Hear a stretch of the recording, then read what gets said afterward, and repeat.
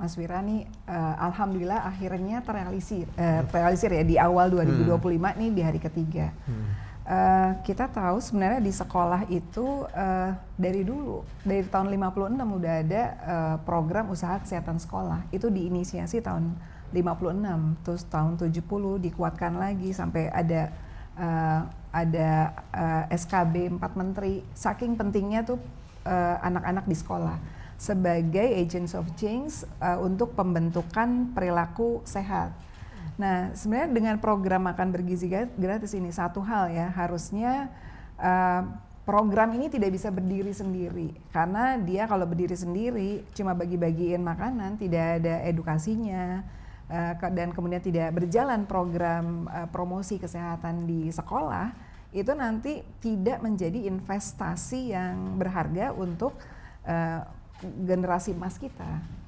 Jadi karena sekarang kita masih berhadapan misalnya dengan masalah yang tadi Pak Dede juga sebutkan, anak-anak kita itu kurang makan sayur dan buah, kurang aktivitas fisik ya.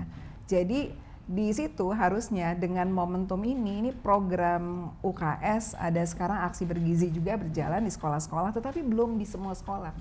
Jadi ini sekarang harus dihidupkan agar anak-anak itu memang sejak kecil dia tahu program yang baik untuk sehat itu seperti apa. Jadi harus berjalan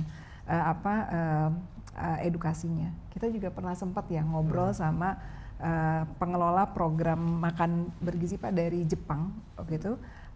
Jadi mereka kan di situ benar-benar invest untuk pembentukan karakter dan leadership ya. Jadi pembentukan karakternya apa? Tadi Pak Dede udah cerita ya, bahwa dijelaskan tuh bahwa rantai makanan mulai dari titik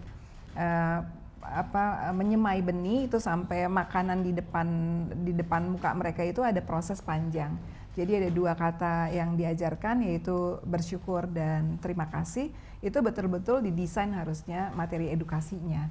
Jadi anak-anak itu benar-benar merasa bersyukur dan berterima kasih terhadap makanan yang terhidang di depan pemataan. Dari beberapa berita yang kita dapat, itu kan juga ada ya yang rasa, kok rasanya aneh, itu nggak enak. Itu kan juga jadi persoalan, bahkan di negara Jepang yang udah berjalan 100 tahun aja, itu masih terdapat ya food waste. Kan kita di Indonesia ini nomor 4 ya food waste-nya. Apalagi anak-anak nanti yang preferensi makanannya mereka nggak suka gitu. Jadi ini harus terintegrasi dengan program promosi kesehatan di sekolah agar betul-betul nanti sekolah, nanti program UKS-nya berjalan semua tuh. Bukan cuma yang udah dapat MBG aja, tapi semua sekolah harusnya baik swasta, negeri, madrasah, pesantren itu jadi sekarang momentum yang baik ya saya rasa untuk menguatkan, dan kemudian yang belum ada harusnya berjalan program UKS begitu. Dan bukan cuma kesehatan, sebenarnya kesehatan di program sekolah itu nanti ada area-area lain ya, jadi anti bullyingnya, anti kekerasan seksual itu juga harus berjalan sesuai dengan 8 standarnya WHO gitu mungkin Mas. Sekarang adalah momentum yang sangat baik untuk semua bisa menguatkan program. Dan tadi juga jadi persoalan yang di luar sekolah gimana, padahal kan targetnya untuk menyasar masyarakat miskin ya, yang di luar sekolah nih gimana caranya.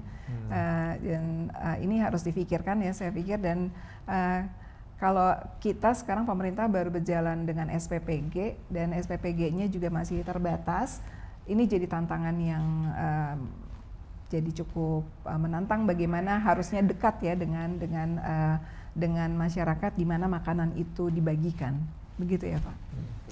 Tadi ada yang menarik nih Bu ya, jadi kayak pengalaman bahwa namanya anak-anak seleranya kan juga tengil gitu ya. Iya. Tapi apakah juga perlu juga Bu edukasi ke orang tuanya juga gitu? Kan bisa aja anaknya ngadu, Pak, Mah saya kagak enak tadi makan di sekolah. Ya udah kata ibu, udah nggak usah makan di sekolah deh, ntar kamu makan aja yang lain di luar rumah. Nah, hal-hal seperti itu gitu. Iya, beberapa praktik baik yang kami lihat ya dalam dalam program promosi kesehatan di sekolah itu adalah pelibatan semua warga sekolah. Jadi memang program ini bisa berhasil kalau semua pihak tuh terlibat. ya gurunya, ya apa warga sekolahnya. Karena ini dari misalnya orang tua murid itu kan ada macam-macam profesinya. Ada yang dokter, ada yang juga tenaga nutrisionis.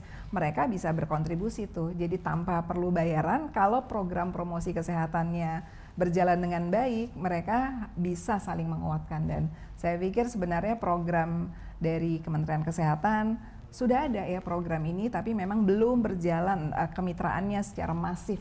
Jadi kalau ini jadi program prioritasnya Pak Prabowo, saya pikir ini harus ditingkatkan ini program promosi kesehatan di sekolah agar berjalan secara masif dan semuanya ada political will-nya juga. Jadi bukan cuma dari presiden, ini sekolah-sekolah juga harus ada tuh dasar kebijakannya.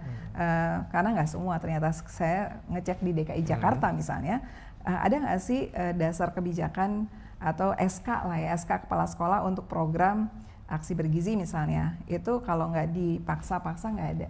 Jadi mungkin sekarang yang baik swasta maupun negeri ini bisa saatnya untuk dipaksa, harus ada pemaksaan tapi harus nanti berjalan sehingga partisipasi jadi berjalan, pemberdayaan masyarakatnya berjalan. Jadi bukan sekedar makannya aja Ibu ya. Bukan jadi sekedar makan aja. Itu hanya satu bagian dari suatu keseluruhan gitu. Ya, supaya anak-anaknya juga nanti ngerti bahwa perilaku yang beresikonya harus dihindari, karena ini kalau kosong anak-anak itu apalagi di SD ya, itu banyak tuh perilaku beresiko yang kemudian menjadi terbentuk di situ.